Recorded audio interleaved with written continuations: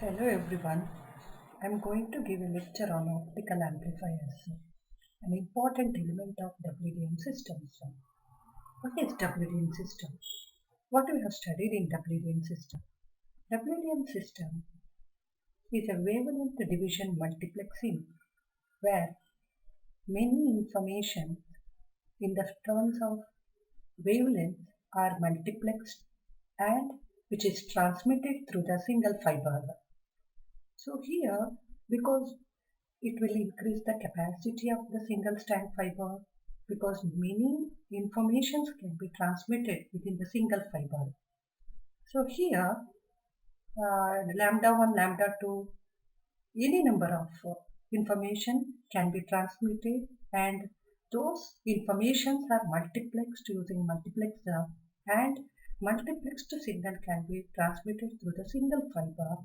But while transmitting through the single fiber, many attenuations, different noises added to the signal, multiplex signal. So what we need to do between transmitter and receiver is to amplify the signal using one device which is called as an optical amplifier. Here there are different types of amplifier. Either the amplification is done soon after the transmitting signal transmitter, or just before the receiver section, before feeding into the photo detector, it should be amplified, or sometimes just to boost the signal or to increase the power level, those amplifiers are used. But here, WDM, what we have studied in WDM system, WDM we can add any number of signals, we can drop the signals, but in terms of lambda wavelength, we can add or we can drop the signal. There are different types of elements, components we have studied in WDM chapter. So WDM, just to increase the capacity of the single fiber and to increase the bandwidth of the signal, WDM transmitter and WDM receivers are used in optical fiber. So there are different types of wavelength division multiplexing we have studied. There DWDM, dense WDM, coarse WDM. So many number of channels can be accommodated within the single fiber to increase the capacity of the fiber, to increase the bandwidth of the signal. These WDM are used. But in this chapter, why optical amplifiers are required? So if there is no optical amplifier, only just repeaters are present in optical fiber communication, what will happen? So the repeaters and optical amplifiers are different. Repeaters means we need to convert the optical signal into electrical signal, and after that it should be amplified. Then we need to do the shaping of the signal, we need to convert back into optical signal. It takes like some delay also there while transmitting the signal, and it is more complex compared to the optical amplifier. Optical amplifier, everything, amplification of the signal, everything is done in the optical domain itself. So optical amplifiers is used in many applications like long haul, undersea links, metro and access networks, which are used in different applications for a small distance communication as well as long distance communication. Amplifiers are used. So we'll study one by one what is the application, what is optical amplifier.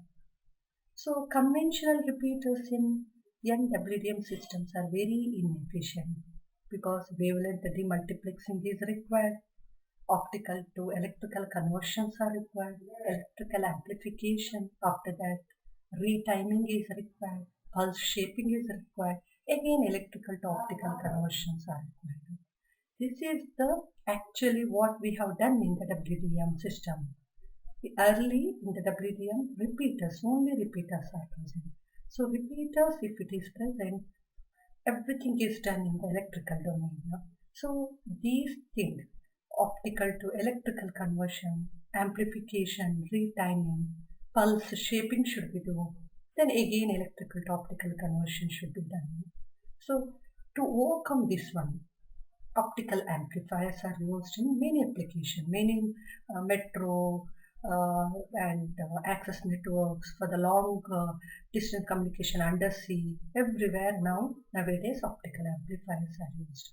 It is a single device that amplifies multiple format signals that are carried by multiple wavelengths, but which is done only in the optical domain. No need to convert into the electrical signal. Then again we need to amplify. So the complexity has reduced because of the optical amplifiers. So here, how it is an amplifier to increase the transmission distance. So it is used in the inline amplifier by compensating optical fiber losses, and also it can be increased in the optical power coupled to transmission fiber as a power booster. Also pre-amplifier used to improve the receiver sensitivity. These are the classes of the optical amplifier. Applied in the semiconductor optical amplifier and doped fiber amplifier. So semiconductor optical amplifier is similar to laser diodes, but the emission is triggered by input optical signal. But work in any wavelength, that is a plus point, have high integration, compact and low power consumption, that is also plus point. But there are few disadvantages. One is gain fluctuation with signal bit rate and crosstalk between different wavelengths. These are the two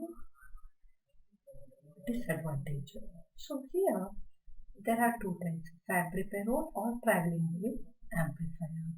Fabry-Perot means it's similar to laser diode. So there are like two reflecting mirrors make the cavity. So what will happen? The input optical signal travels back and forth within the cavity. So what will happen? When it moves back and forth, whichever the wavelength is integer multiplied the length of the optical cavity, Fabry-Perot cavity, will add it constructively, other wavelengths added destructively. So because of the back and forth optical feedback mechanism, optical amplification is done. So, but here the thing is, there is no feedback mechanism in the semiconductor optical amplifier, because here it will not move back and forth.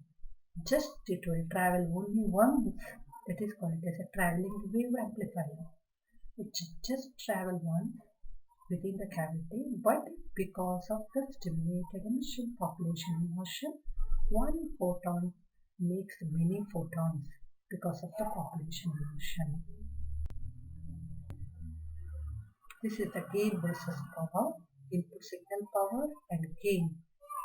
It is like we will study in detail in the next class what is G naught, P out to saturation region. So the next one is a distributed fiber amplifier or doped fiber amplifier. Here the active medium is created by lightly doped silica fiber core by rare earth element like ytterbium, helium. So it is a very rare earth element, but a popular active medium used in the optical fiber communication is erbium doped fiber amplifier. So erbium, it is Er3+. So the outer layer has so there is a short of 3 electrons. So Er3+. So here it is just how it is created: lightly doped silica fiber core. So the silica fiber core is doped with the lightly doping rare earth element erbium. So there is no separate structure. The silica, whatever the fiber we are using, silica fiber, that will be doped lightly with the erbium element, erbium element. So, but what is the long fiber length? 10 to 30 meter fiber length will become a optical amplifier just by doping with the lightly with the erbium material. A low coupling loss, transparent to signal format. If you compare with the semiconductor optical amplifier, it is more transparent to the signal format. It is transparent to signal format and bit rate. No crosstalk. These are the advantage.